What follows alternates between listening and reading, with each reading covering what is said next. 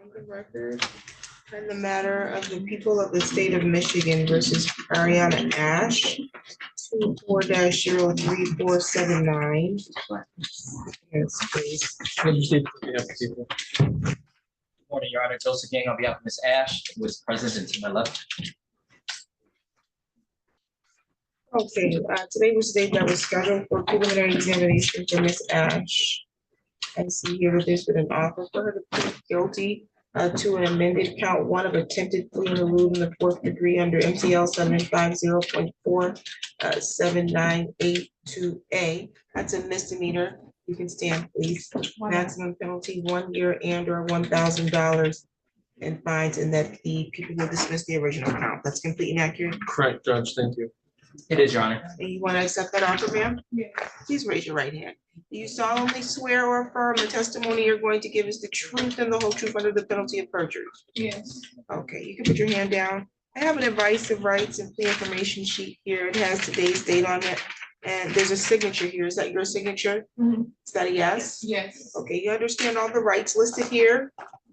Yes. Okay, so you understand that you have the right to be presumed innocent until proven guilty. Yes. And you want to give up that right? Yes. Yeah, that means you're gonna give up your right to have a trial.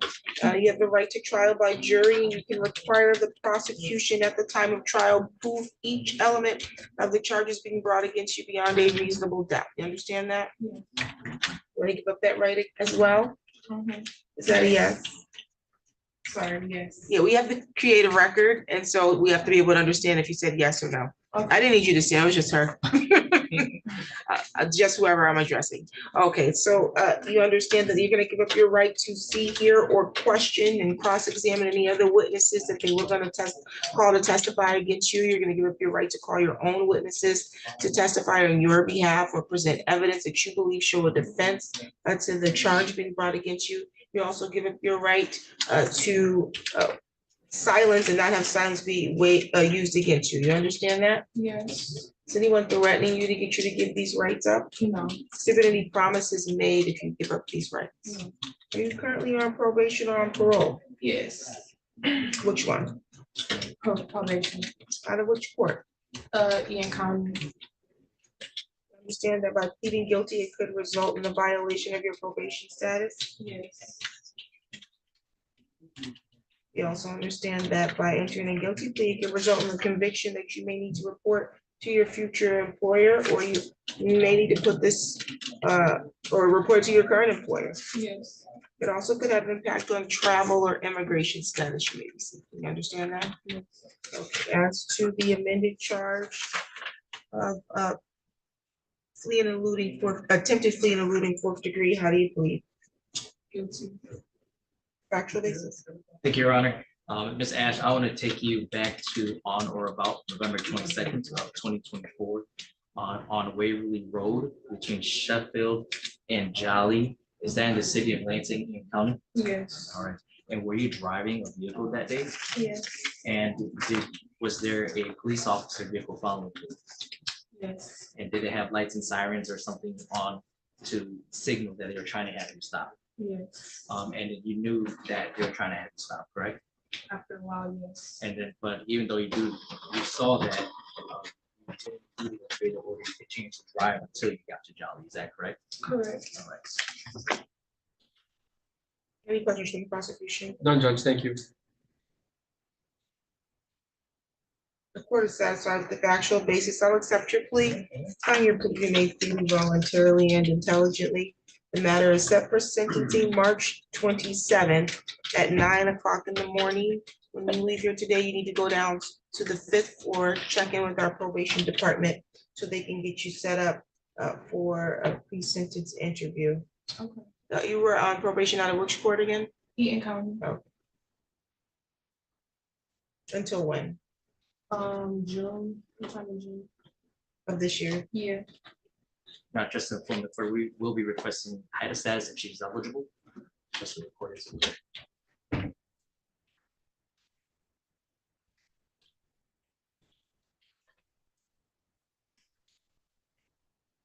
Okay. You have a seat, man, we'll get you all set up. You can't appear for your sentencing via Zoom, or I meant back there. Oh, yeah. And we'll get you downstairs in just a moment when we're able to do so to meet with probation, okay? Okay. Thank you, Your Honor. That was March 27th, right? March Judge? 27th at 9. Okay, on the record in the matter of the people of the state of Michigan versus Pharrell Morgan, 24-03575. Yes, please. Andrew Stevens on behalf of people. No, question on behalf of Mr. Morgan, he's standing to my right. Okay, great. Good. And so Mr. Morgan was scheduled for a preliminary examination today. My understanding is that he would like to enter an unconditional waiver today. Is that accurate? That is, that's people's understanding, Judge. Yes, And the Likewise, people, Judge. thank you, the people are waiting. we are, Judge. Thank you. Okay, and so, Mr. Pharrell Morgan, you understand that you have the right to have this preliminary examination today? You understand that the purpose of the exam is to require the prosecution put forth evidence at the hearing to establish that they even have sufficient probable cause that the felonies that you're being charged with were committed, and then sufficient probable cause to charge you as the person who committed those. You understand that? Yes, ma'am. And you wish to unconditionally waive your exam? Yes, ma'am. Is anybody threatening you to do that? No, ma'am. Is there any promises extended to get you to waive your exam? Anybody promise you anything if you waive your exam? No, ma'am. Okay. You understand the unconditional nature of it. You understand that you can't get to the circuit court. You don't like how things are going and you decide you're gonna come back here to have your exam. Once you waive the exam, it's over. You understand that? Yes, ma'am. Okay. Was there an offer at all? No, Judge, that was not.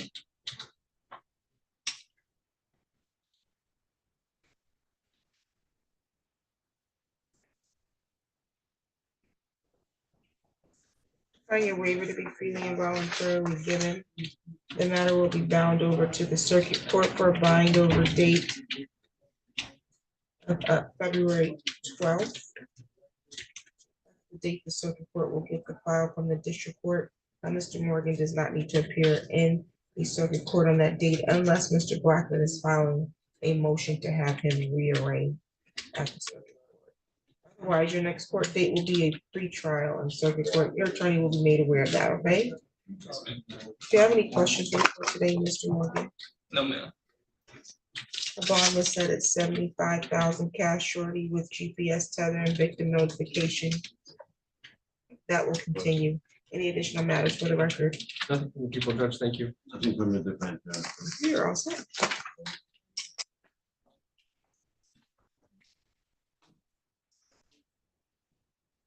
Michael Bowser. Yeah. Yeah, I don't think he's your. Is Michael Bowser or Justin Kennedy here?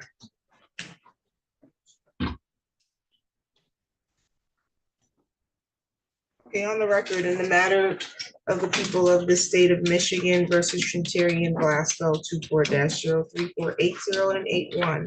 Council appearances, please. Andrew Stevens on behalf of the people. Or David B. Turner Jr. on behalf of Mr. Glasgow, who is present sitting at council table. Today was the date that was scheduled for preliminary examination and we're ready to proceed. People are, yes, Judge. Thank you. Yes. Any preliminary matters? Judge, I only have one preliminary matter. It's really an evidentiary matter. I have marked at this moment what is proposed People's Exhibit 8 and 9. Just for the record, People's 8 is a flash drive with an accompanying 902 Michigan Rule of Evidence 90211 certification, medical records from Sparrow or University of Michigan Health Sparrow, whatever it's called now. And then People's 9 are excerpts from that exhibit. So pursuant to Rule of Evidence 90211, the people move as a self-authenticating document for those respective admissions. I have other exhibits marked, but I'll just lay foundation as necessary. Do you want to respond? No objection for very same purposes only. Sounds good. Are you publishing them? If You can just leave them. I'll use them there, and when I get to them, I can use them. If that's Sounds okay, good. Judge. All right, any other preliminary matters? Nothing from the people. I'd ask for sequestration of witnesses. Also, I've been informed that my client can't use a pen. I guess I'd ask the court permission that he be able to use a pen so he can communicate with me. Yes, he can use a pen. What kind of, is there something special about that pen? They're not, inmates are not supposed to have them. They can only use them in presence of the attorney to sign it and give it right back to him. No, they can He use, had it over here by himself. yeah, he can't have it over there. Oh, I didn't know he picked it up. I Right. had it sitting here Yeah. for him. to use. That's fine. Yeah, he can have it while he's there. Thank you. How many witnesses do you have? I'm approximating 5 to 6. Okay, so are they officers or? Yes, Okay, sequestration order is granted. and people have no objection to that. Okay, And I'll go retrieve my first.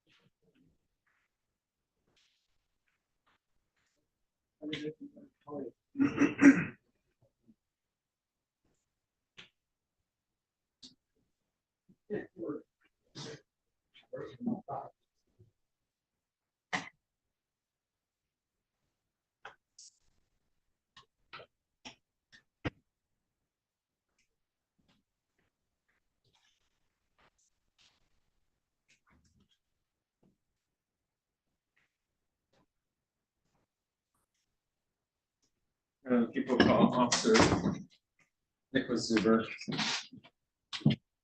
you solemnly swear or affirm the testimony you're going to give is the truth and the whole truth under the penalty of perjury? I do. Think you can have a seat. State your first and last name and spell both. Officer Nicholas Zuber, NICHOLAS ZUBER. Okay, one, so you can proceed. Sir, are you employed? Yes, I am. How are you employed? With the Lansing Police Department, How long have you been with the Lansing Police Department? just over 10 years. What is your current assignment? My current assignment is to the Special Operations Section.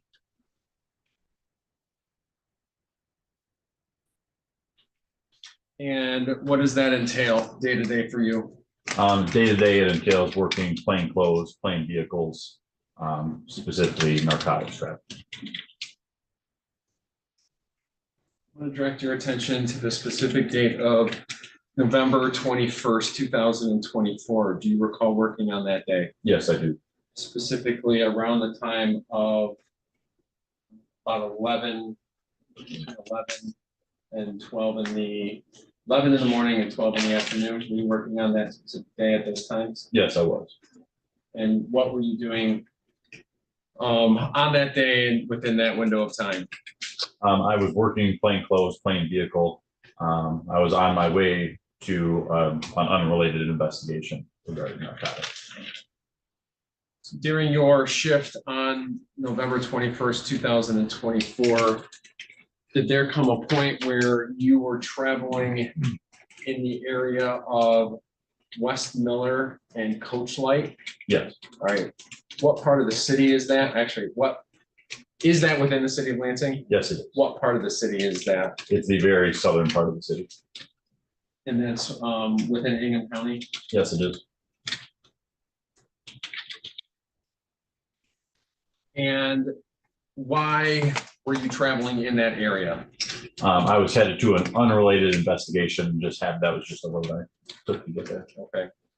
And if you could tell the judge, please, while you were in the area of West Miller and Coach Light on November 21st, 2024, what, if anything, you observed or caught your attention, please? Yes, so as I was driving down Miller Road, approaching Coach Light, I began to hear a series of what sounded like, in my experience, gunshots. That directed my attention to the intersection of Coach Light and Miller. When I got a little close to the intersection, I saw a small black SUV with both front doors open. and I observed two black males with firearms shooting at a vehicle and house on the east side of the road.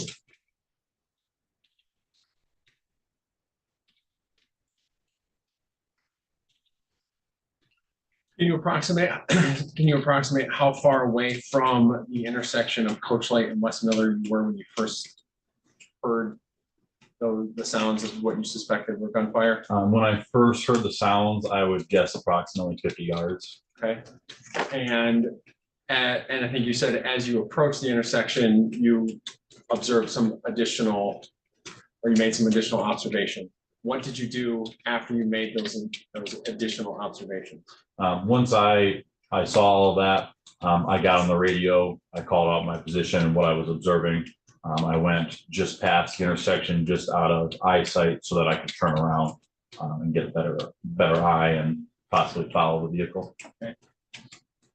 Is it fair to say that whatever you were going to initially, you stopped that direction of travel and your attention was diverted to this circumstance? Yes, correct.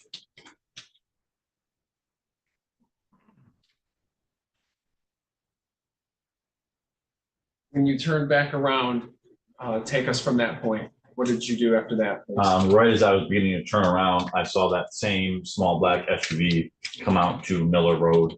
It then went westbound on Miller Road as I was turning around. So at that point, I caught up to the vehicle so I could grab the license plate. Okay. Could you describe, I know you said it's a black SUV. Do you recall make, model, or anything else? I believe it was a small Nissan SUV. I don't remember the plate number off the top of my head, or pardon me, it was a Lexus SUV, but I don't know the plate number. Are you sure of the make? I know you said Nissan, now Lexus. I'm pretty sure. I'm not positive. It's been a minute. At the time, I did that small SUV and I grabbed the plate number. All right. And I think you said a second ago that you don't recall the plate number. No, I do not. So if you were to review the report regarding the make of the vehicle and the license plate number, would that help refresh your memory? Yes, it would.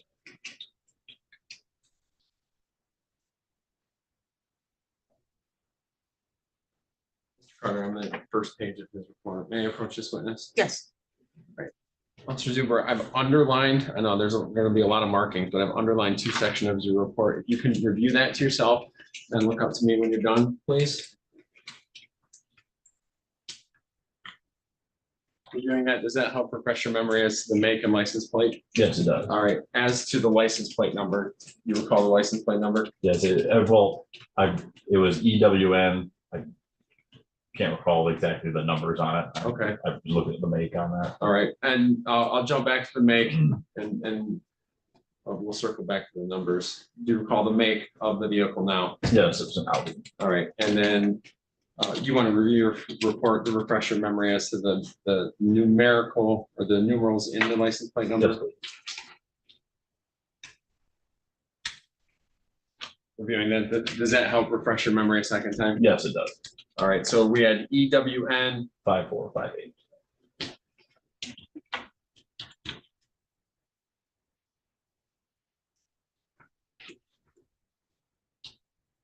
So I want to, and you followed this vehicle? Yes, I did. And how far did you follow this vehicle? I followed it over to the intersection of Waverly and Miller.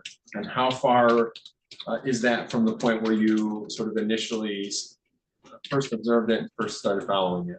Maybe a quarter mile, if that. Okay, and what ultimately, or what caused that you following it to end? I pulled off just for safety reasons. I had gotten the plate for it. It was leaving the city, and I knew there were multiple subjects armed in there. And it was just, so. And you were unmarked? Correct. And no lights? Correct. All right. So I want to back up now to some of the observations before you started following the vehicle, okay? So this is back to a location near Coach Light and Miller, correct? Yes. All right. And this black Audi, it was on which street, Miller or Coach Light? It was on Coach Light. Okay. Do you know what direction it was pointing? It was facing south. And is that facing Miller? Yes, it is. And you observed two individuals? Yes. Could you describe them? Anything you remember about what they were wearing, what they look like? I could tell that they were black males. They appeared younger in age, possibly 20s. So they were wearing masks and black and dark clothing. Okay. And when you say masks, are we talking about what we commonly refer to as a COVID mask or a medical mask or something like what we wear in the winter? More like a winter mask. And as it relates to the black Audi itself, actually the two individuals in relation to the black Audi, did you see these two individuals get out of the car? Or were they No. already out before you saw them? They were already out before, so. Okay. And did you see anything about the car that gave you any indication where these two individuals emerged from? Yes, both of the front doors of the vehicle, the front driver and the front passenger doors were open.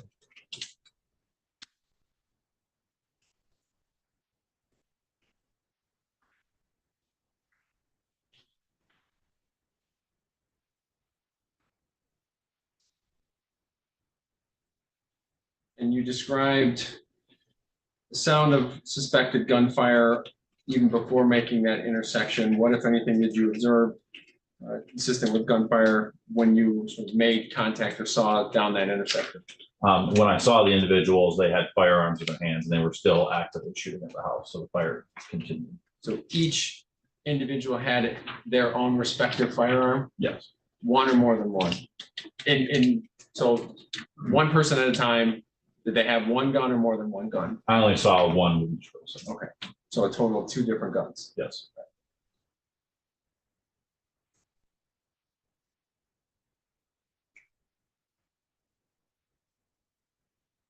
And as you made the intersection, it's your testimony that you saw them actively shooting where or what? There was a U-Haul truck on the street that was parked right in front of a house, and they were shooting. It appeared in the direction of both the house and the U-Haul. Where was this house in relation to the intersection of Coach Light and Miller? It would be to the northeast of the intersection. Okay. So just, yeah, it was on Coach Light on the east side of the street. And are we talking the first house, third house? Do you know how many, I guess, addresses in from the intersection it was? I'm not sure exactly. I would say possibly around the third house. Okay.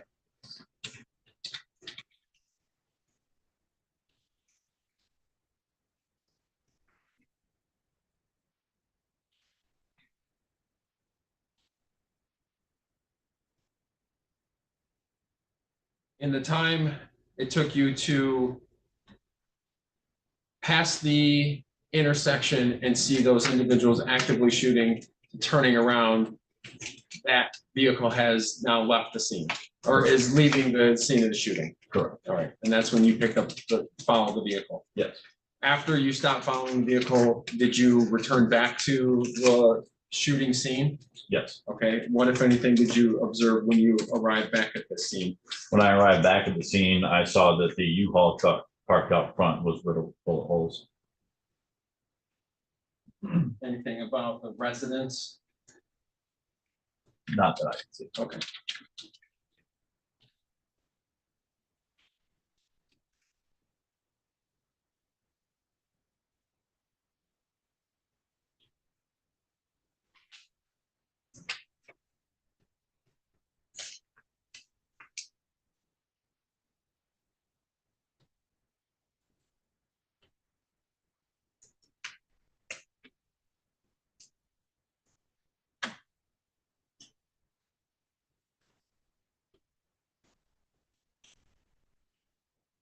No further questions, John. Thank you.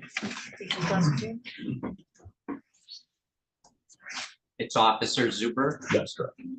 Officer Zuber, my name is David Carter, I represent Mr. Glasgow in this matter. I'm going to ask you a series of questions. If there's a question you don't understand, please let me know, and I'll rephrase that. Fair enough? Yes, sir. And I only have a few questions. As far as this, you said you heard what sounded like gunfire that drew your attention to this area, correct? Correct. Do you know how many gunfire shots you heard? I could not say. It sounded like they were shooting at least an entire magazine. Okay, and you indicated that there was two black men and by a SUV, a black SUV, correct? Correct. And the front doors were open, correct?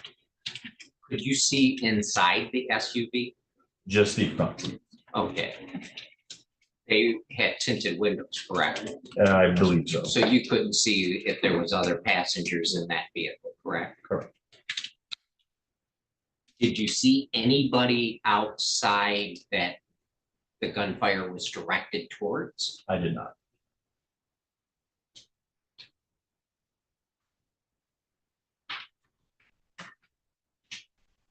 And when you went back to the scene after you pulled off for your safety, correct? Correct. And were you the first officer on that scene then? I believe so, yes. And was that scene then taped off? Yeah, I had left the scene before they got to that point. Shortly after I got there, road patrol arrived, uniforms did, and it took over. Thank you. I have nothing further. Can you redirect?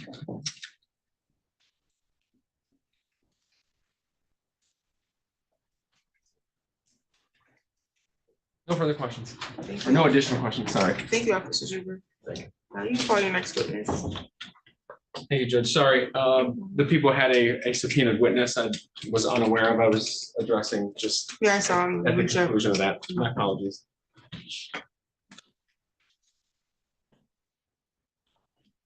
And I intend to.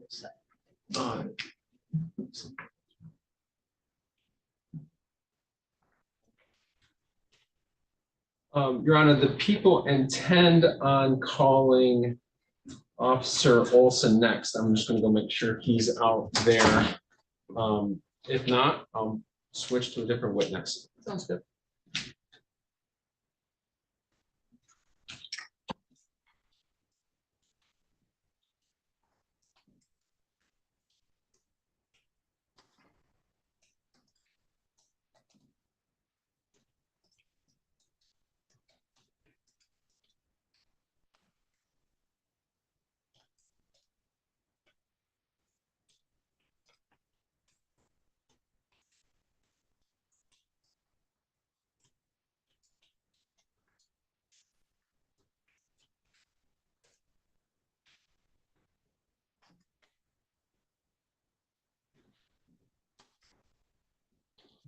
Solemnly swear or affirm the testimony you're going to give is the truth and the whole truth under penalty of perjury. I do. Thank you.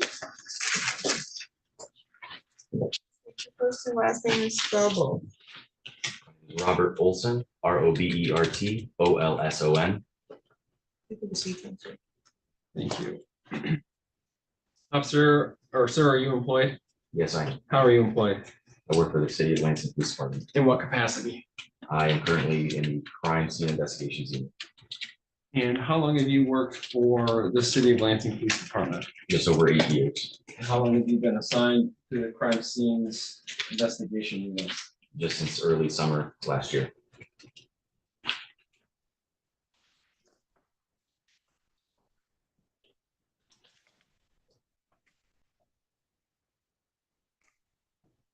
I want to draw your attention, please, to the date of November 21st, 2024. You recall working on that date? Yes, And was that in the capacity of what your current assignment, crime scene investigation? yes, it was. Specifically on November 21st, 2024, were you called into an area at or near 3508 Coach Light Common? Yes, I was. All right, and is that address within the city of Lansing, Yes, it is. Ingham County, state of Michigan? Yes, it is. And why is it you were specifically called to or respond to that address? For processing of a shooting. Okay. And did you process that by yourself or with somebody else? I processed that by myself. All right. And if you could generally please walk the judge through when you begin to process the scene, what are the steps that you take in order to process the scene? So in a basic sense, I receive a briefing on the general occurrence of what's happened.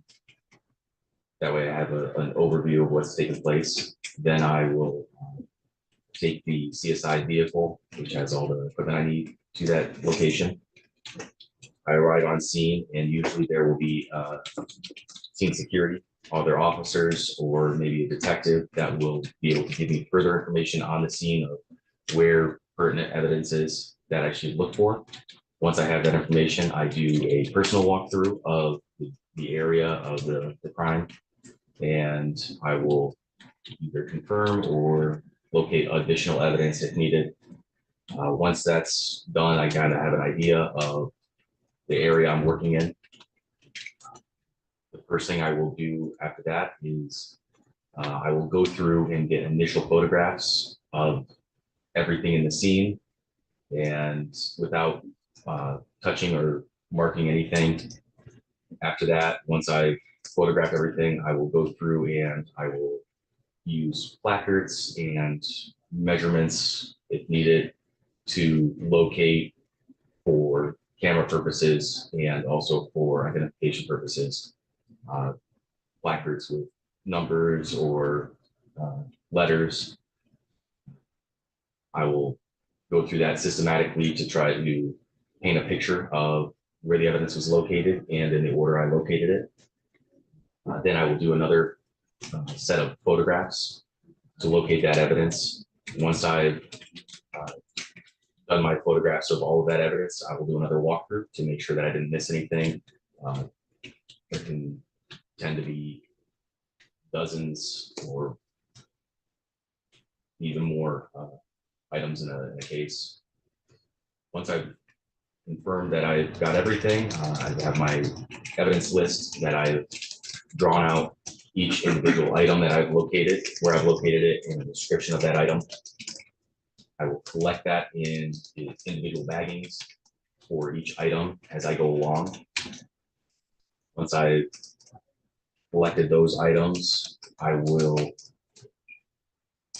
secure them in my CSI vehicle and take them back to our CSI garage / lab, and I will individually and systematically process them through evidence bags, depending on what type of item that is. That will be annotated through the evidence tagging lists that we have and also through reporting. Okay. That overview that you provided on a sort of a general sense, did you follow those same steps and that same procedure when you responded to the area of 3508 Coach Lake Common on November 21st, 2024? Yes. Okay. So let's start a little general and then we'll go through some specifics. So when you're prior to arriving to the address, you've already received the briefing as to essentially what you're going there for. Yes. All right. So when you arrive to 3508 Coach Lake Common, describe for the judge, please, what you initially observed when you got to the scene. My initial observations were a strewn amount of spent ammunition or fired shell casing or fired cartridge casings in the roadway, starting from the area of Coach Lake Commons just north of Miller Road, leading northbound towards a parked U-Haul vehicle, and the casings went from kind of a curbside location towards the center of the roadway up next to where the parked U-Haul was. And then the U-Haul had very visible and apparent bullet damage along its side and rear, include some extended damage to a parked vehicle in a neighbor's location and the doorway of where the U-Haul, the house of where the U-Haul is parked from. Okay. So you've sort of answered this, but I'm going to ask it just to clarify. How would you describe the character of Coach Lake Commons? Is it a residential, commercial, mix, something else? I would say it was a residential location. Okay, and I think you said you observed a U-Haul vehicle on Coach Light Common parked directly in front of a residence. Yes, And that residence is at the 3508 Coach Light Common that we referenced? yes, I think when you said, or when you testified earlier to your general process, when you walk through, when you collect evidence, you diagram this out, that's correct. and so you create a sketch of the scene. Yes, Did you do that in this circumstance? yes, I did. May I approach this witness? Yes. I'm handing you what has been marked as people's proposed exhibit 1. Do you recognize the item that I've handed you? Yes, Is this a sketch that you created in reference to the scene processing you did on November 21st, 2024? yes, it is. People move for admission of people's proposed 1. Any objection? No objection for preliminary exam purposes, and to speed things along, I've reviewed most of those photos, so I'll stipulate to pretty much. I'll reference them when we get as stipulated. Okay, sounds good. Thank So you. people's one's in there. Thank you, Judge. Thank you, Mr. Carter. So looking at people's 1, just want to walk through this. You've indicated where Miller Road is located, which is at the bottom of people's 1. What direction does Miller travel? East to west. All right, so east being. East being on the right-hand side, and west being on the left-hand side. I oriented with north always being up. Okay, and so then we have Coach Light Common, the street you diagrammed that essentially runs through the center of people's 1, Yes, and it runs north and south. yes, All right.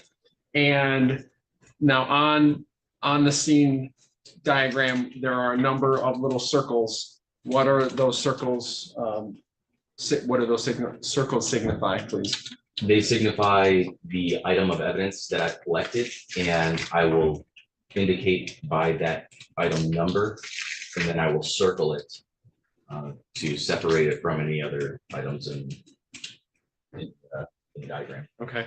And then the square or sort of rectangle that is up here, you've labeled that in what? As a U-Haul. All right. And then you have another rectangle that's sort of the upper right-hand side with the numerals 3508. That is signify the residence. Yes, it is. All right.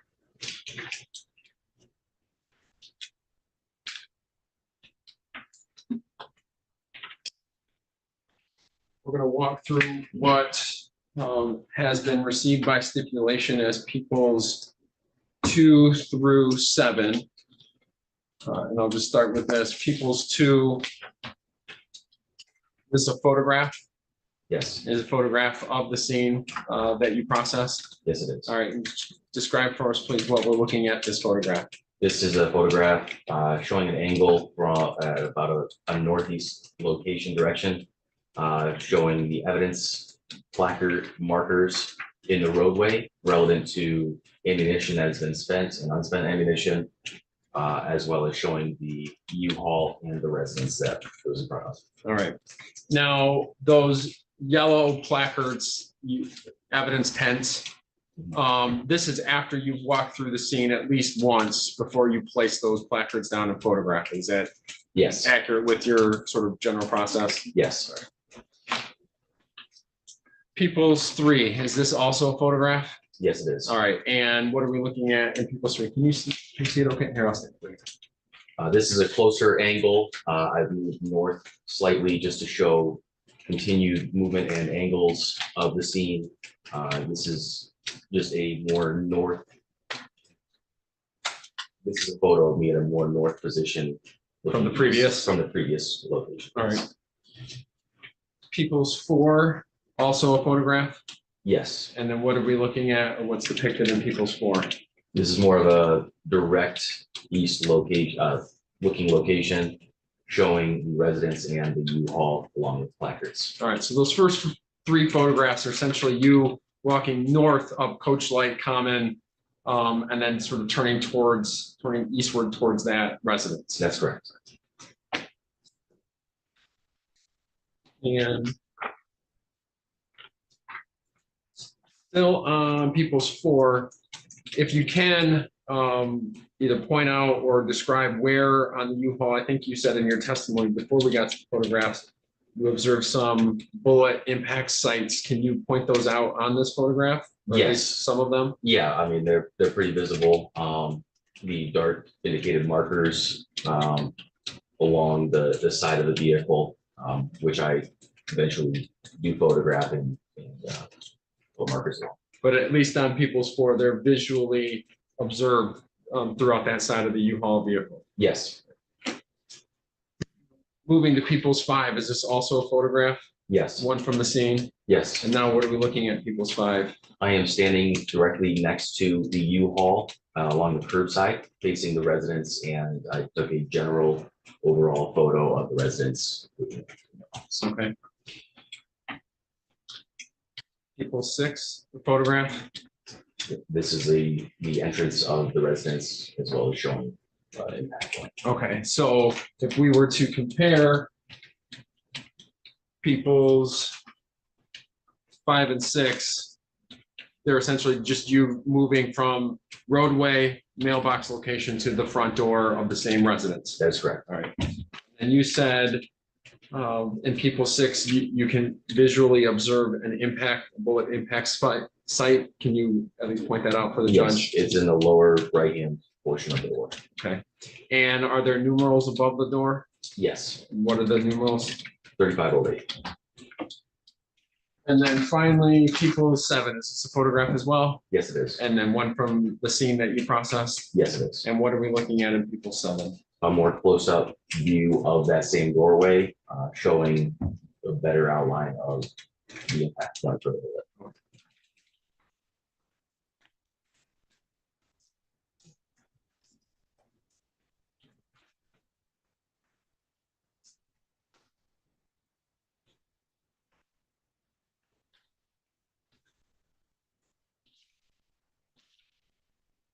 Do you recall off the top of your head how many fired cartridge casings you located when you processed the scene at 3508 Coach Light Common on November 21st, 2024? If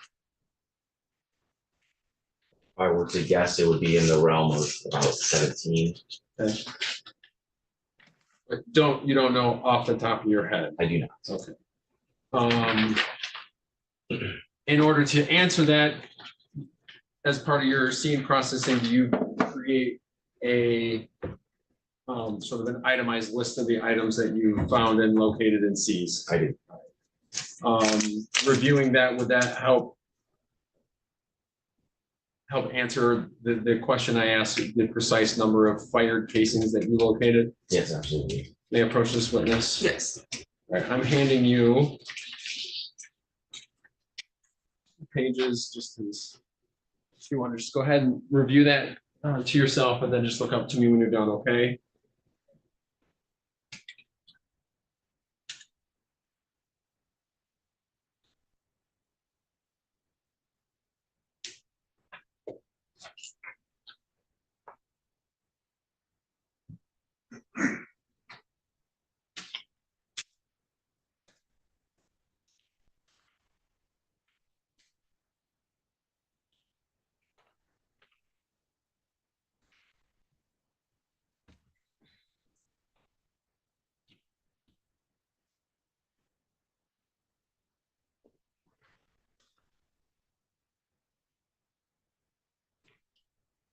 Reviewing that, does that help refresh your memory as to the precise number of fired casings that you recovered while processing the scene? Yes. How many? At 17. Okay. And I'll take that from you. Do you recall the caliber of those casings? It was an assorted. It was a combination of 7.62 by 39 and also 9mm Lugers. Okay, so 2 different calibers. Yes. Of the 17, 2 only divided into 2 different groups. Yes. Okay. And as part of your processing of the scene, did you document the precise number of impact spots that you observed on the U-Haul vehicle itself? I had, yes. Do you recall the precise number that you documented off the top of your head? All right, so would that be something that you would have noted in your report? Yes. All right, may I reapproach this witness? Yes. This is on page 2 of this, or I bracketed a portion of your report. If you could just review that. Does that help refresh your memory as to the number of impact spots on the U-Haul that you documented Yes, and how many? 16.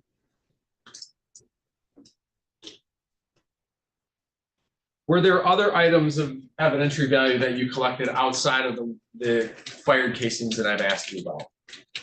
Yes. Clothing, other articles, things of that nature? A shirt was turned over to me. I believe there was some kind of top. It's clothing. Unspent ammunition. Bullet. There may have been other items.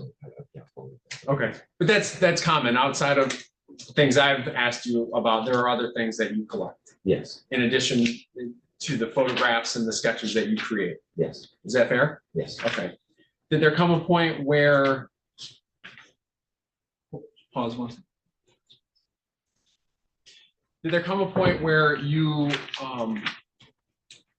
moving away from 3508 Coach Light Common, that you processed or a vehicle in reference to this investigation? Yes, All right. Specifically, as a CSI officer involved in this investigation, did you process a black Audi vehicle? yes. All right. Where did that occur? That was at the CSI garage for the incident. Okay. And do you know under what authority you had to process that vehicle? Is that a part of your briefing? Usually that will be covered under either a search warrant or consent search. Okay. And that's information that's provided to you, not something that you obtain yourself. Correct. That's All right. And I'm going to ask you some specifics regarding the vehicle itself. So if you remember them, just or not, just let me know. We're talking about an Audi. Do you remember? That's the make. Do you remember the model? I believe it was a Q5. Okay. And do you know what model year it was? I don't know. Okay. I don't mean to pick on you. If I were to ask what the VIN number was, would you have any? I'm not that good. Yeah. Okay. Do you remember the registered owner? I don't recall exactly. Okay. All of those things that I just asked you, some of them kind of unfair, particularly the VIN number. Would those things have been documented in your report when you processed this vehicle? Yes, All right, absolutely. reviewing that, would that help refresh? And let me ask one more. Do you remember the license plate number from that vehicle? I do not. Would that also be something that you would include? Yes, Reviewing your report, would that help refresh your memory as to some of these things? absolutely. All right. May I reapproach? Yes, you don't need to ask. Okay, sorry. You're 2 steps away. Sorry, Judge, I'm just in the habit. Oh, I'm sorry, and I didn't hear it. Let me, Yeah. I bracketed Yeah, a portion I was for you. just- Yeah. yeah. You were.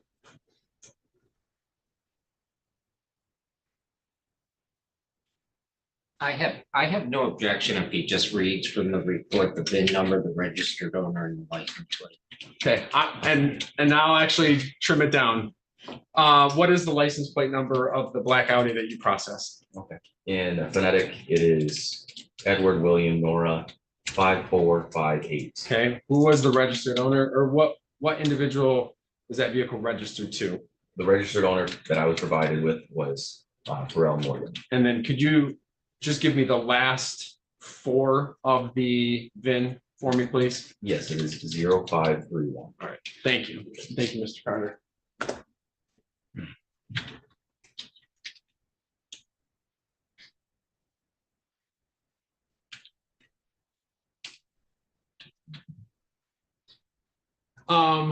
When you processed the black Audi, what, if anything, did you locate in the car that you noted or seized as evidentiary value?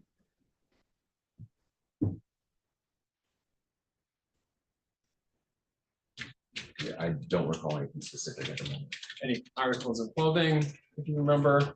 Oh, there were, I believe it was Nike masks. Black Nike masks. And when we say masks, are we talking about what we commonly refer to as COVID masks or medical masks, or something we would wear in the winter? It would be something you wear in the winter, kind of, it's, I believe, like a sports model mask. Where. Okay.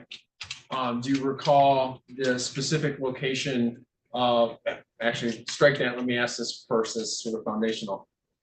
You said you found masks, and you're saying it in the plural sense. Did you find more than one?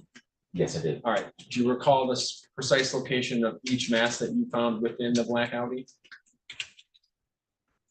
If you don't remember, just let me know. And I mean, I know in a general sense, but I don't want to speculate. Okay, would that be something, the precise location of those masks in the Audi, would that be something that would be in your report? Yes. Reviewing your report, would that help refresh your memory as to those locations? Yes, sir. All right, I've bracketed a second portion of your report. If you just want to review that and then look up to me when you're done.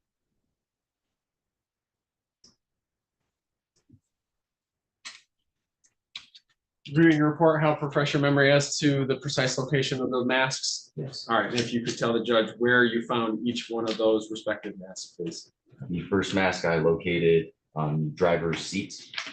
The second mask I located in the passenger glove compartment. And the third mask I located on the seat, the center seat of the rear seating area. So it's the vehicle's it's an SUV, small SUV. Yes, So there's a front driver and front passenger and just a single back seat. a single row, yes. All right, and then you're saying the third mask was in the center of that back seating area. Yes.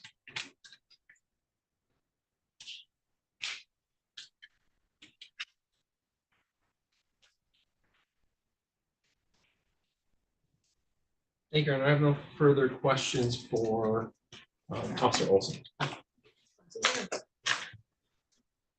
Just a few questions, Officer Olson. As far as the 3 masks, were they all Nike masks? Yes, they were. And they were, do you know if they were put in evidence bag and processed sent to the lab? I did bag them. I don't know if they have made it to the lab for processing yet. Thank you. Nothing further. Can you redirect? None from the people, Judge. Thank you. Thank you, Officer Olson.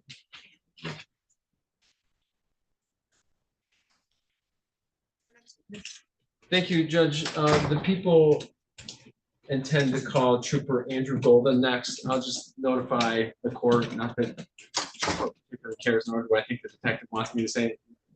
Detective Zolnai, who's been with me to my right, just stepped out to use the restroom. But I anticipate he'll be back again. I don't think that you neither noticed nor cared, but I just wanted to. I did notice you went out. I didn't know if you went to go get your That's fine. witness or whatever you had to do, but. I probably could have just said that and nobody would have been any the wiser. Who is it, Trooper? Golden. And he's walking in as we speak.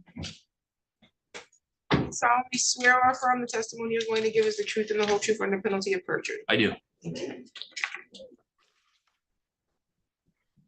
And Trooper Golden, is common spelling, correct? Yes. You can proceed when you're ready, Counsel. Thank you, Your Honor.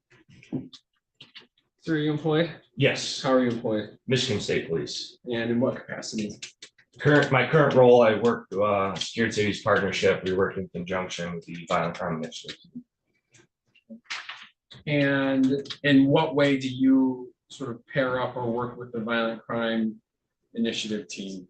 My role on the team is fully marked police presence. BCI is the surveillance, unmarked aspect of the team, and the troopers are the marked that will initiate the traffic stops, initiate contact. Okay. I'm going to draw your attention to the date of November 22nd, 2024. Were you working on that day? Yes, And were you working in a capacity that is consistent with what you just described your sort of general assignment is? yes. All right. And what, if anything, were you doing specifically on November 22nd, 2024 that was connected with the Lansing Police Department Violent Impact or Initiative Team? Yes, so the Violent Crime Initiative team was conducting surveillance. The apartment complex is called the Wave, I believe. Waverly, Michigan Ave area. During that time, while VCI was conducting surveillance, I was staged in the area to respond if the suspect in the crime that was being investigated, if he was located. My role was to respond and initiate a traffic stop if that individual was located. Okay. And so when you're testifying, what you said, if that individual is located, that is information that's being filtered to you, not because you're not doing surveillance. Is that accurate? Accurate. All right. Did there come a point on November 22nd, 2024, where you were alerted by members of the Lansing Police Department or anybody associated with the VCI or Violent Crime Impact Team that the suspect they were looking for was in fact observed and located? Yes, All right. And that was information that was filtered to you. yes, Did that ultimately prompt you to be involved in a traffic stop? yes. All right. So let's with that sort of foundation, let's back up. Take us from the point where you were provided information that a car needs to be stopped.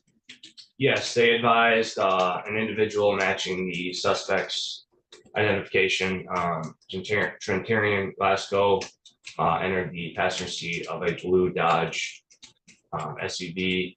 Okay. They advised that vehicle was traveling southbound on Waverly Road, at which time I began to travel to the location that was being called out, which was, by the time I caught up to the vehicle, I believe it was near Waverly and Sheffield.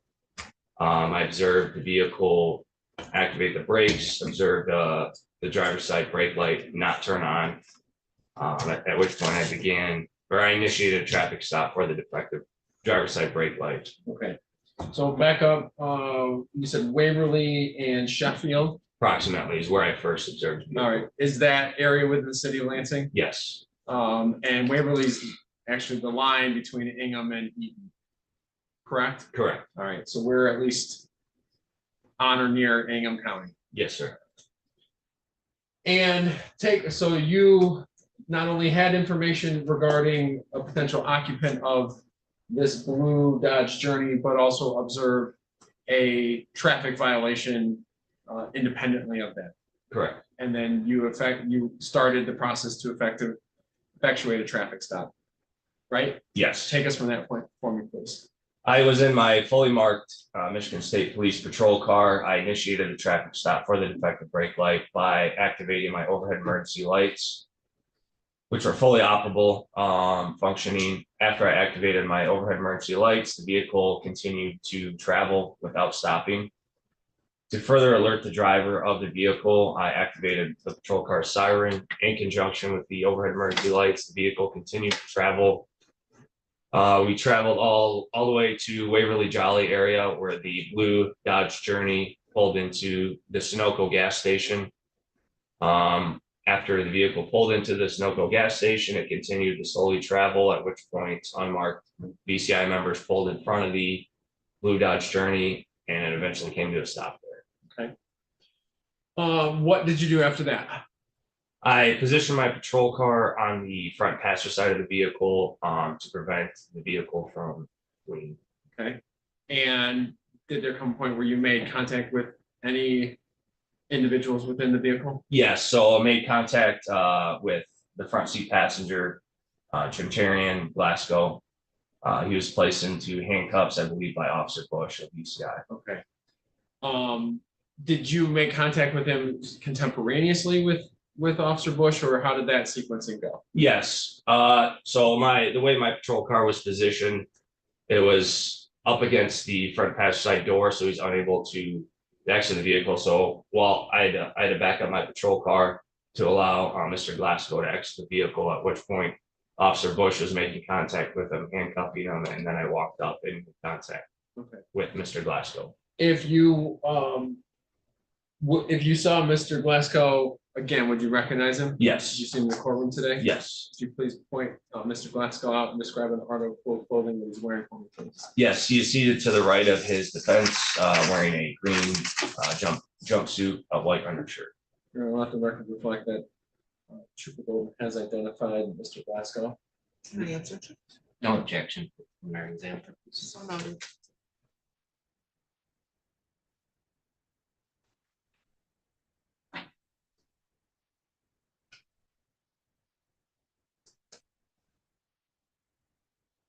What role did you have after the traffic stop and I guess I'll describe, even though it didn't sound like you were really involved in the detention of Mr. Glasgow, but after Mr. Glasgow was taken into custody, what'd you do then? Actions after Mr. Glasgow was taken into custody, I began an investigation with the driver of the vehicle. She was handcuffed. I placed her in the front seat of my patrol car, read her Miranda rights, and conducted an interview. Referenced the fleeing in a lead aspect. And that driver was female. Yes. Did you search the vehicle at all? No. Was that done by other members of the LPD VCI team? Yes. All right, so that you were not involved in that aspect? No.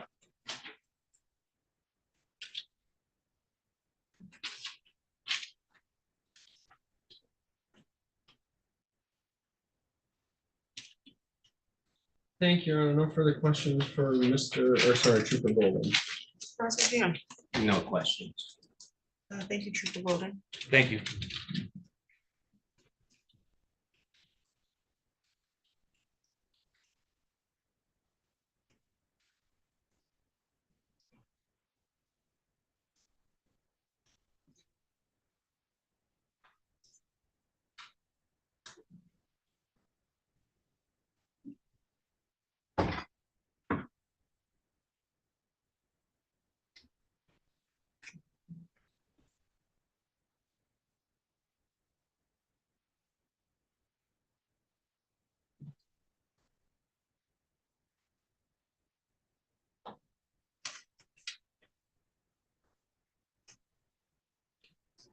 Call your next witness.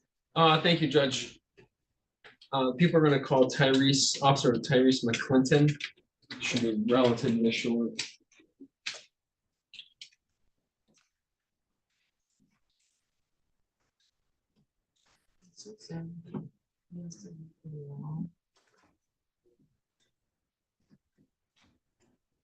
This is my space.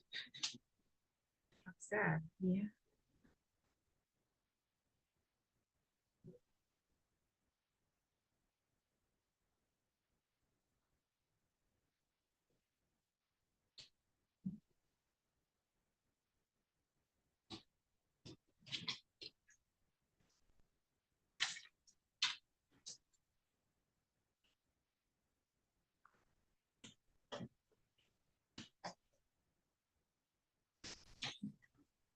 Do you solemnly swear or affirm the testimony you're going to give is the truth and the whole truth under penalty of perjury? Yes. Thank you. State your first and last name and then spell both. Tyrese McClinton, Tyrice, McClinton. You can proceed, counsel. Sir, are you employed? State of Atlanta, And how are you employed? police officer, And how long have you been employed in that capacity? 4 years, What's your current assignment? patrol division. And on the date of November 21st, 2024, were you working on that day? Yeah. And your assignment is in patrol division? Yes. Did you have the occasion to respond to the area of 38508 Coach Lake Common, Yes, that city of Lansing, Ingham County? yes. And why were you dispatched to that address on that specific date? 4 shots fired into a building. When you arrived, did you make contact with anybody? Yes, And do you recall the person you made contact with? yes. What was that person's name? David King. Okay, and why did you make contact with the person name identified as David Cheney? After, when we arrived on the scene, myself and another officer cleared the residence to make sure that no one else in the house or anyone was harmed. Okay, can I pause you right there? Yeah. What is it that you saw when you first arrived that sort of prompted you to go through the house to make sure nobody was harmed? There was a bullet hole in the front of the house. Okay, and the house we're talking about, is that the 3508 Coach Lake Common address? Yeah. Okay. All right, go ahead. Sorry, I know I paused you. That's fine. So we did a sweep and I located David Cheney in the bathroom of the house. Okay, and what was Mr. Cheney's condition that you observed when you made contact with him inside of the house? He had a gunshot wound to his leg. Okay, You said to his leg? Yes. Or thigh area. bleeding? Mildly. Okay. Certainly in need of some assistance. Yes. All right. Do you know if Mr. Cheney ended up traveling to the hospital? Yes, he did. Sparrow? Yes. Or what we know is Sparrow? Yes. And did you at some point travel to Sparrow Yes, I as did. part of your response to this shooting? Yes. And did you have contact with Mr. Cheney there as well? Yes, I did. And did you recover some personal effects from him as part of this investigation? Yes. Do you recall what those items were? Cell phone Clothing? in the clothing area. I have no additional questions for Officer McClinton. Officer McClinton, is it? Yeah. My name is David Carter. I'm going to ask you just a couple questions. Did you have consent to enter into 3508? Consent from. I mean, from the homeowner, or did you just burst in? Yes, I did have. Did you knock on the door? Did someone answer the door? How'd that work? Yes, they did. The mom, I believe, David was outside and gave us authorization to go in. I'm sorry. The mom to David Okay. gave us consent to go into the house. Did they tell you that her son was in the house? Not at the time. No. All right. And when did you announce yourself when you went into the house? Yes. And what was the response of Mr. Cheney? What was the response? Yeah, There did he was no- respond? no. Okay, did he appear to be hiding? He was in the bathroom, so I don't know if that's what he appeared to do. Well, you were announcing yourself, right? Yes, And you were asking for a response, correct? correct. And there was no response, There was no correct? response. And did the mom tell you he was in the bathroom? No, And when you got into the bathroom, was he fully clothed? yes, Okay, he didn't switch clothing or anything like that? I know. Okay, and was he in pants or shorts? Yeah. Did you, when you said you noticed a bullet wound to his thigh, is that correct? That's correct. Is this something you saw through the pants? How did you see that? Well, it's standard procedure to like check over victims. He was kind of like limping, so Okay. I had him pull his pants down. Noticed it. All right, and did you see a bullet hole in the pants that he was wearing? I don't recall. All right, thank you. I have nothing further.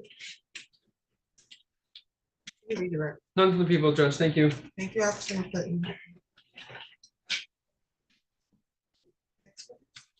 Judge, if I may, just for a moment, I want to make sure I understand the court's timing and give you sort of a preview where I stand. Okay. If I heard you correctly this morning, 11:30 or 11:25, something like that was essentially my line in the sand. Is that accurate? For today. Yes. Okay.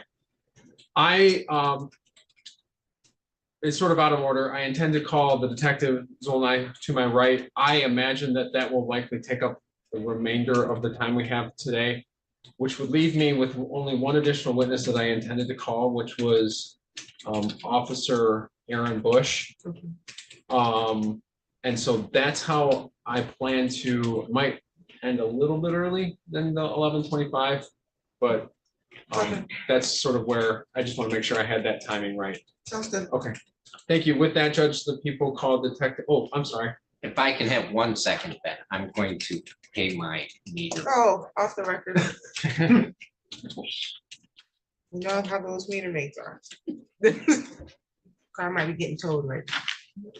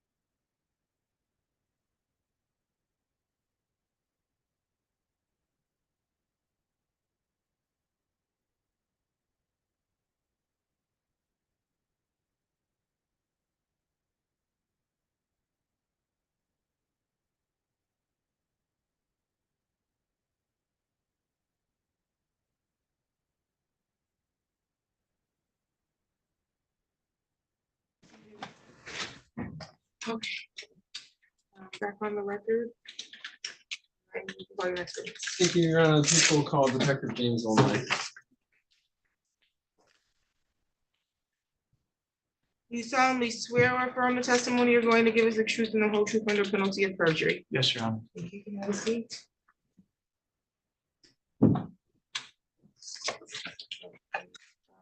State your first and last name is spelled out. James Bowman, JAMES. NAI. You can proceed. Your Honor. Sir, are you employed? I am, sir. How are you employed? With the City of Lansing Police Department And how long have you been employed with the City of Lansing Police Department? since 2017. And what is your current assignment? I'm currently assigned to Investigations Division of Detective And how long have you been so assigned? since the summer of 2024. Prior to that, what was your assignment immediately preceding becoming a detective or investigations? Prior to that, I was assigned to the Violent Crime Initiative for approximately 3 years. I am going to draw your attention back to around middle of November 2024, specifically November 21st and 22nd of 2024, okay? At that time, you were assigned in investigations? That's correct. All right. And were you or are you assigned as the lead detective a shooting that occurred on November 21st, 2024? That's correct. Specifically a shooting that occurred around or near 3508 Coachlight Commons, City of Lansing. That is correct. All right. Let's first start with, as the detective, when you're assigned a case, what are some of your initial steps? The initial steps is talking with the patrol officers that were out there, find out who the victim is, find out what crime actually occurred, see whether or not getting outstanding witnesses. On top of that, I look at physical evidence. We have usually a team of detectives that come in, so then I'll start assigning or asking that individuals from our detective bureau make contact with witnesses, do canvasses for the crime scene, try to locate any of the evidentiary items of value, and then start establishing a timeline and fact pattern that took place on that particular day, that particular crime. And in your role as the detective assigned, did you travel to the specific address of 3508 Coachlight Commons? I first traveled to Sparrow Hospital, and after the fact, I circled back. Okay. I know the detective that seen first. All right. And why did you go to Sparrow first? We had a victim that was located at Sparrow. And did your name identify the victim? I did. It's David Chin. All right, we'll get back to that in a minute. After leaving Sparrow, you then went to the address of 3508 Coachlight Commons. I did circle back. Yes. All right, and that address is in the city of Lansing, That is. Ingham County, state of Michigan. Yes, sir. Can you describe the character or the nature of that part of the city that surrounds or is near 3508 Coachlight Commons, please? Sure. It's the south west side of the cityscape. Just south of that, Woodland, north of that, in that particular area, north of Miller, it's residential. And describe the address, the structure that sits at 3508 Coachlight Commons for me, please. 3508 is a single family residence, it's a ranch. It's positioned on the east side of the road, north of Miller. What, if anything, did you observe when you were at that address, 3508? There was a scene of shooting, as evidenced by the shell casings that were in the street.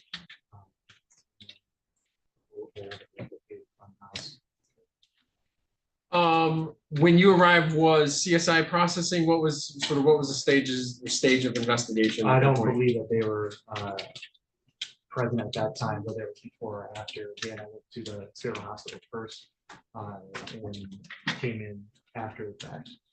So other detectives were there for the course of the initial investigation. Okay. So I'm going to circle back to something we started with your first step, which was to go to Sparrow. And you made contact with the person at Sparrow that you described, provided the name and described as a victim. Did there come a point during your investigation where you, as part of your investigation, secured the medical records of the person you made contact with at Sparrow on November 21st, 2024? That is correct. I made contact with David Cheney and David, had him sign a medical release form to receive his charts from Medicare, which he provided, or received rather, on the 21st following issue. Okay, and then from that point, did you work with Sparrow Hospital or the University of Michigan Health System to obtain the actual records? Yeah, after I received the signature on it, I then submitted it to receive. In front of you already received in evidence, we have People's 8 and People's 9. Although they've been identified for the record. People's 8 is what? Is a flash drive? That is correct. And that contains the full medical records of Mr. Cheney that you obtained from the University of Health Sparrow. Yes, sir. And off the top of your head, approximately how many pages of records encompass? If I were to guess, I probably can't, because they're very lengthy. Okay. I'd be happy to review and do that, but certainly more than, I would say more than 50 probably. Okay. Or maybe that'd be a ballpark again, that's the approximation, but quite a few. All right. And then the document that's sort of with that thumb drive is a certification from Sparrow that you obtained from University of Health System and for those records. That's correct. All right. Now, People's 9, are these, which has also been received, are these just a small, let's see, 5 pages of the overall medical records that you obtained from Sparrow regarding Mr. Cheney? That is correct. All right. So that's what I want to focus on at the moment, okay? So in People's 1, I'm going to direct your attention to, is there a page 1 that's listed? Yes. That you have is the 5 pages. That's correct, yes, sir. It's exhibit 9. Okay, so it's the one with the actual sticker on it. Correct. All right. So what is labeled page 1? At the bottom of the page, does it have a name identification as to the patient that these records pertain to? It does. And what is the name? It's, Cheney, David Lee, so David Lee Cheney. All right, if you could, just for staff and the court reporter, could you spell out the name for us, please? Yes, sir. It's David, David, Lee, Lee, Cheney, Chaney. Thank you, sir. On that same page, page 1 of People's 9, I'm going to direct you all the way to the top, or near the top. Do you see a heading that says reason for visit? Yes, sir. All right, and immediately below that, do you see what I'll describe or call a subheading that says chief complaint? Yes, sir. Is that followed by a single sentence that describes the chief complaint or the reason Mr. Cheney was in the hospital in this particular instance? It does. All right, and what is noted as the chief complaint or the reason for the visit? It says gunshot wound in parentheses, PT, short patient. So they were in a U-Haul van, drive-by gunshot, hit above left knee. Okay. On this page 1, does it have, in fact, what I'll do is I'll draw your attention back down to the bottom right corner. Below the name identification for Mr. Cheney, is there a admission date that is noted? There is. What is that date? 11/21/2024. So November 21st, 2024. That's correct. I'm going to flip you to the second page of People's 9. Is that listed as page 9? That is correct. Of the medical records? And then do you see a heading near the bottom of the page, heading with the letters HPI and a colon? Yes. All right. What is listed or contained below that heading HPI? It says David Lee Cheney is a 21-year-old male, no pertinent past medical history, presenting to the emergency department for a gunshot wound. Patient states that he was in a car when shots were fired. He fell to the ground on the concrete. He has complained of pain to a lower to the left lower extremity. All right. I'm going to move you now to the third page of People's 9. Is that listed as page 29 of the medical records? That is correct. All right, and on this page, does it have sort of at the very top or near the top, the University of Michigan Health Sparrow logo It does. with a heading, an overall heading of trauma history and physical consult note? That's correct. All right.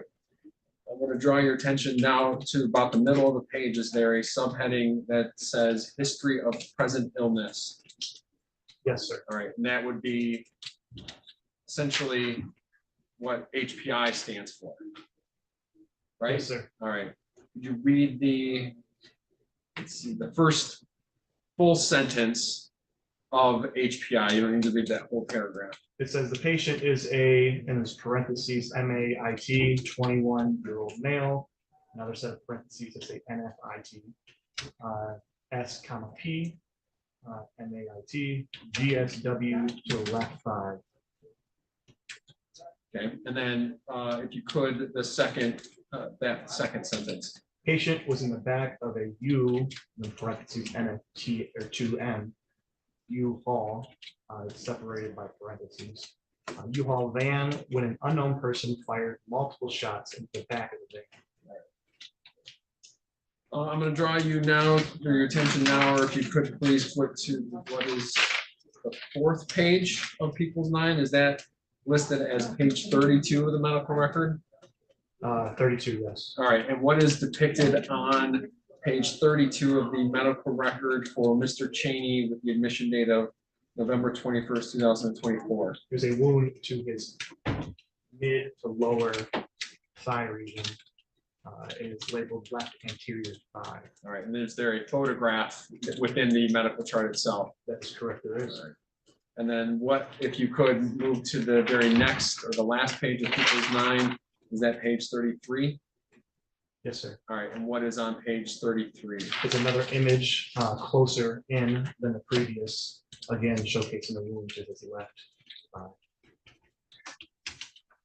When you made contact with Mr. Cheney at the hospital, were you able to visually observe the injury that he had sustained? It was wrapped, I believe, at the time of contact. I don't recall seeing it in person without bandage on it. Okay, so you don't know, or you weren't able to see it in the same way that it's depicted in those last 2 pages of the chart. All right.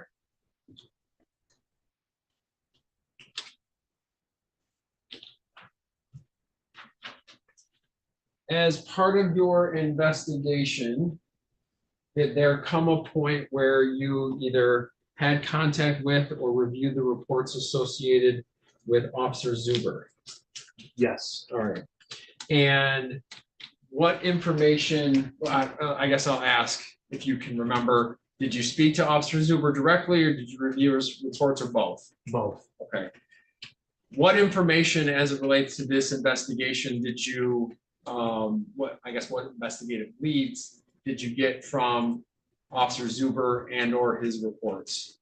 Initially, the vehicle description, the black SUV. Furthermore, the identification of the license plate that it was bearing, which produced a registered owner of that vehicle. Also, his observations of 2 individuals outside of the vehicle firing weapons towards a U-Haul van and a residence. A short description of those individuals, doors that were open upon the vehicle, and then the direction of travel after Officer Zuber followed them. Okay. And let's talk about the vehicle. What information did you learn about or obtain about the vehicle that sort of directed you in your ongoing investigation? The vehicle's registration was that to a Pharrell Morgan. That was the bigger piece of what we gleaned from it. It was from him observing license plate. And why was the registered owner a bigger piece of it? That's who we would eventually contact from So it was effectively a potential witness. Absolutely. Okay. And if you remember, what are the descriptors of that vehicle involved? Make, model. Make model 2014 Audi Q5 black in color.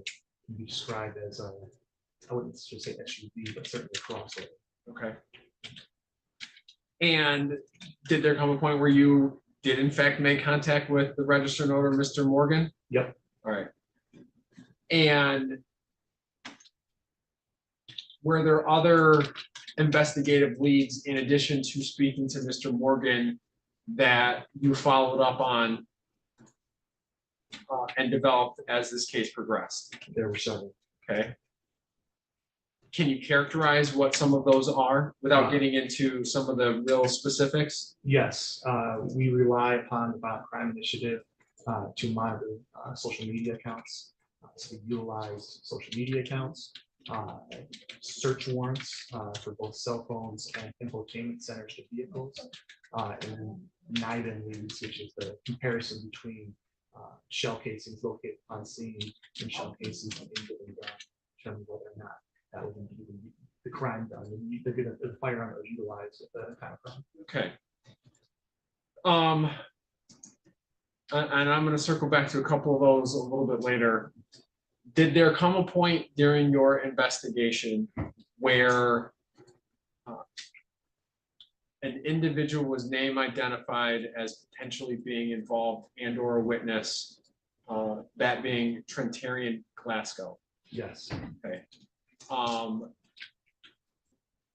And it was it through a collection of some of the general investigative leads that you talked about? Yes. All right.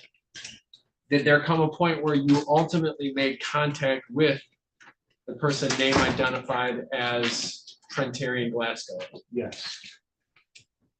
You recall where that was, when that first contact was made? I first made contact with him at the operations center on Wise Road. For license funding the interview. Okay, was he in custody? He was. Okay, and what, do you know what date this occurred? I believe it was the 22nd of November 2024. Which is the following day, the day after this shooting. That's correct. All right. And do you know the circumstance, did you become aware of the circumstances upon which Mr. Glasgow was in custody or arrested? I was briefed on it, yes. All right. Was that in connection with a traffic stop that you heard Trooper Golden testify to? I think not the last witness, but the witness before? That is correct. All right, but were you present for that traffic stop? I was not. All right. Now, did you conduct an interview with Mr. Glasgow? I sat in as a secondary on it, yes. Okay, so you were at least in the same room with Mr. Glasgow. That is correct. Who conducted the interview? Detective Christy Pryor. Okay, so the two of you are in an interview room with Mr. Glasgow at the Operations Center on Wise Road. That is correct. If you saw Mr. Glasgow, would you recognize him? If you saw him again, sorry. Yes, Did you see him in the courtroom today? I do. Could you please point him out and describe an article for me, please? Mr. Glasgow, sitting next to counsel, he's wearing a green top with a white t-shirt on. Your Honor, let the record reflect that Detective Gomez has identified Mr. Glasgow. No objection for preliminary exam purposes. So noted.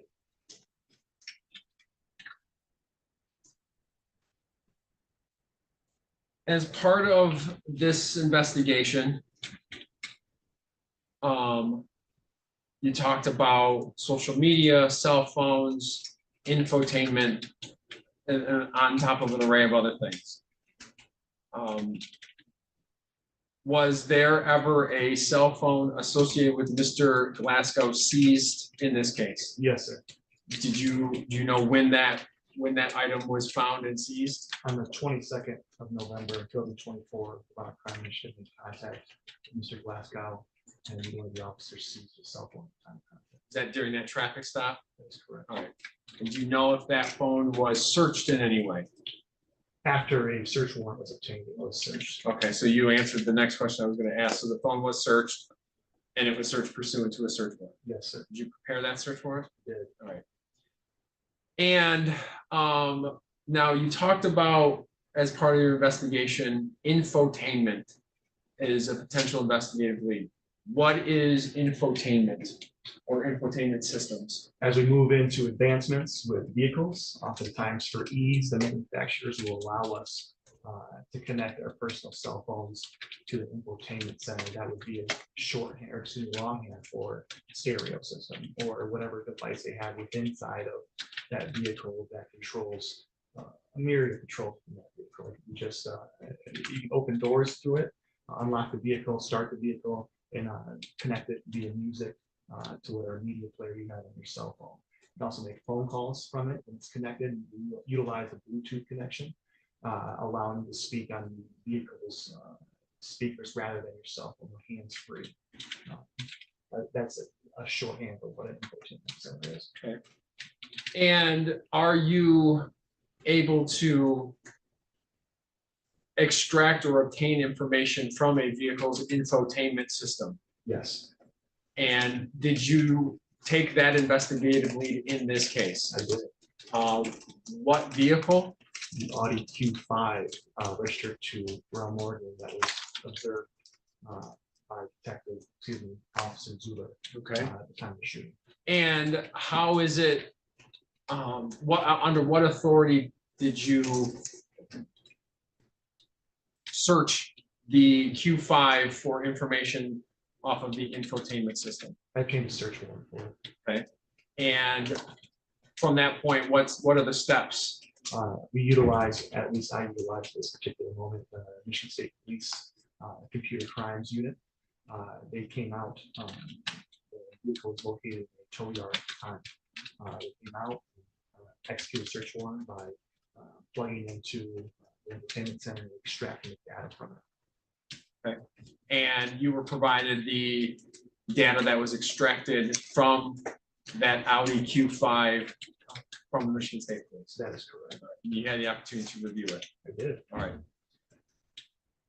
From a foundation standpoint, as part of your investigation, did you, I think you said one of the steps you take as an investigator is to speak to officers, review information, and create a timeline of events. Is that fair? Yes. All right.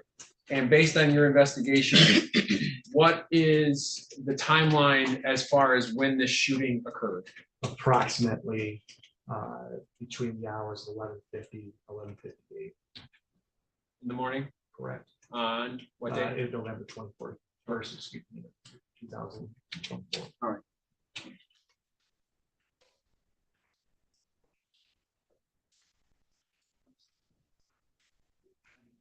Say the word if you didn't.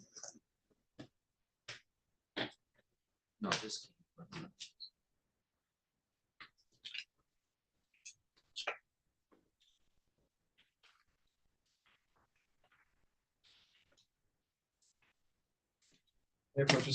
Yes. I'm handing you what I believe has been received by stipulation as People's 10. Mr. Carter will correct me if I'm wrong on that. But do you recognize what is depicted in People's 10? I do. Okay. How is it that you recognize what's depicted in People's 10? This is a device connectivity report that was obtained from Mr. Glasgow's phone that was located on his person. Okay. So, all right, I want to lay a little more foundation just for the record. So People's 10, is that a single sheet of paper? Yes, sir. A document? Yes, sir. All right, and it's from an extraction of Mr. Glasgow's phone? That is correct. All right. And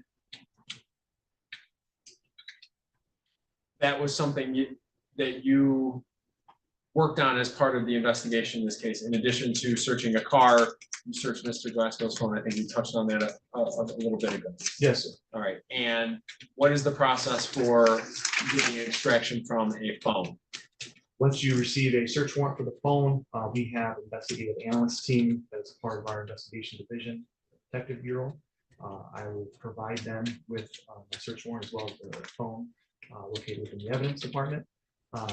They have a set of protocols they take to initiate extraction utilizing a computer program. Upon conclusion of that, they will provide me a report and then a copy of the extraction. The extraction, I read through a particular program called Celebrate. Okay. And those extractions, are those the information from cell phones oftentimes voluminous? Okay.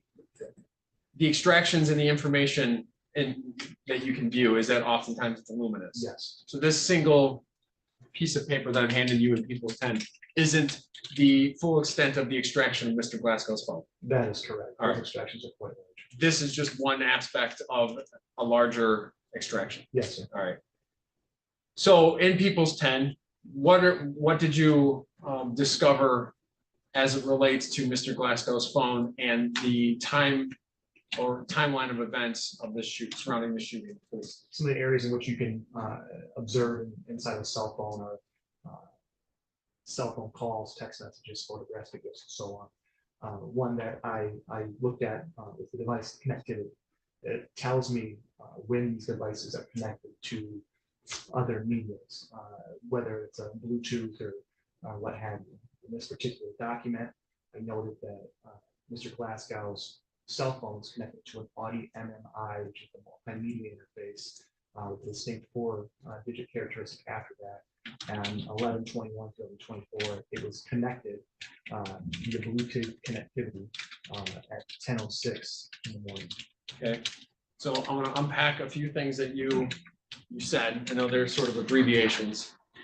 So you, through People's 10, discovered that Mr. Glasgow's phone was connected to a specific device. That's correct. And it, on the extraction, it's listed as Audi MMI 0531. Is that correct? That is correct. All right. Now, a moment ago, you said MMI stands for what? Multimedia interface. What is that?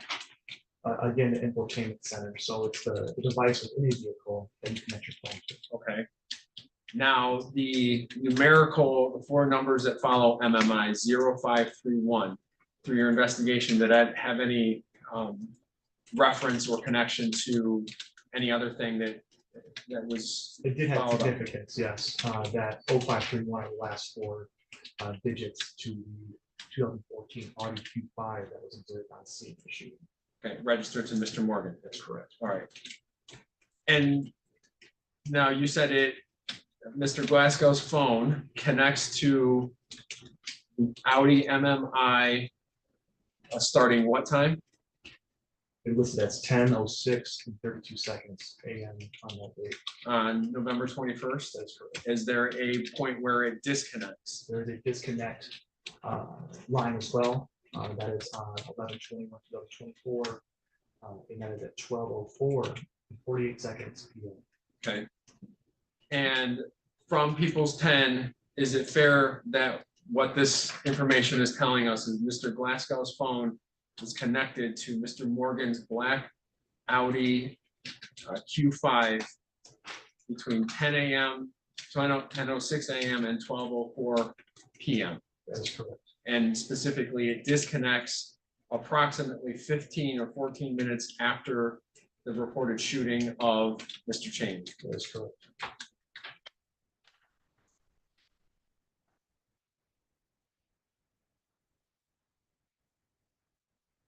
Judge, it's 11:17 and I was about to get into a new topic. Would you like me to pause? It might be the best idea, Okay, since we're gonna have to come back anyways for cross. correct. So I thought it was a good breaking point. I know I said I might pause a little bit early, so Sounds good. thank you, Judge. So you have the remainder of Detective Zone 9, your cross-examine of Detective Zone 9, then one other witness. Correct, Officer Aaron Bush.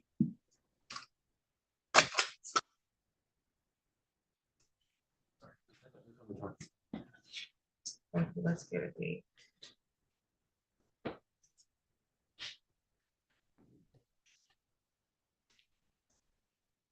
Can Officer, or I'm sorry, Detective Solomon, I stand up? and- Absolutely, we're also. with them here. Thank you.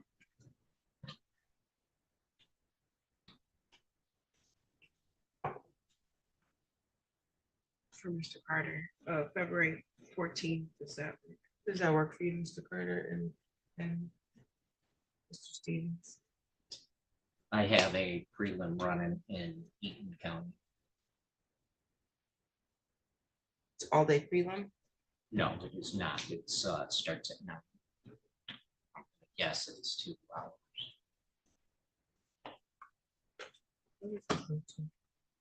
That's a Friday. Yeah,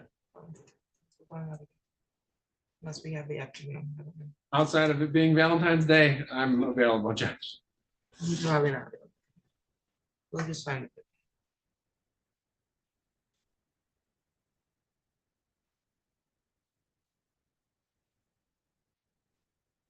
February 28th. Sorry, I'll be in Oregon. He's unavailable. No. He's in Oregon. Oh, okay, yeah, sounds good. Last week of February. I mean. The whole last week. If You you're can't looking, cancel. if you're looking into March, I'm scheduled to start probably a 2.5, 3-week trial with Judge Aquilina on March the 4th. Or the 3rd, one of those two, I can't remember. But that, essentially that first week of March.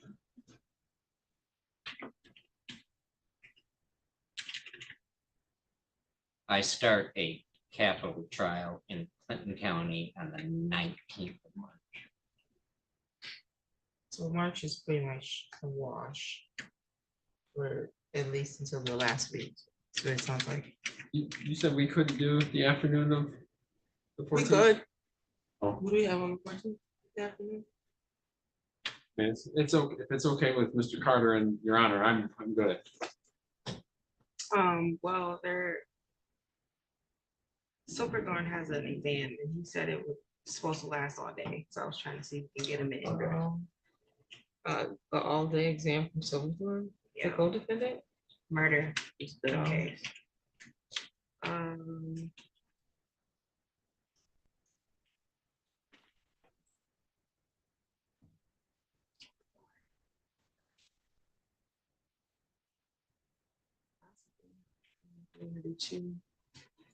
Is it another murder? They said it's gonna take all day though? Wait, so Silverthorne has all day on the 14th. Scheduled at what time? After the PCCs, so 9:30. We can do that. Soon. I mean, gotta break it up. We're gonna break The Silverthorne. 14th, The 14th at what time? do 2. Yeah, it's 2 work. Fine, still fine with me. Other than Mr. Yeah. Carter. Should give me enough time. Yeah, the 14th at 2 and Silverthorne has 9 to 2. Judge, do you want me to retain the exhibits Yes, or? please. Okay, may I approach to retrieve them?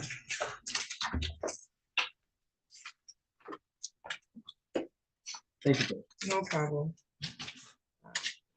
I'll get your notice to appear and any additional matters for today's session. Nothing from the people, Judge, thank you.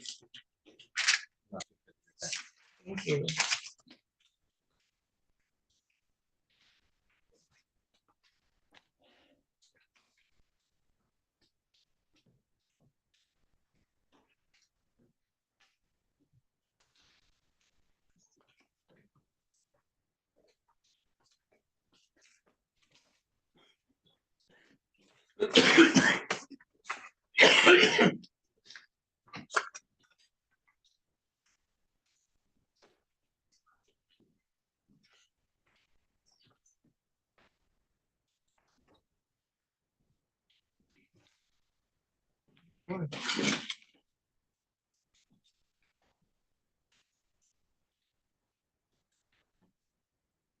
All right, made you waste a couple. It's okay.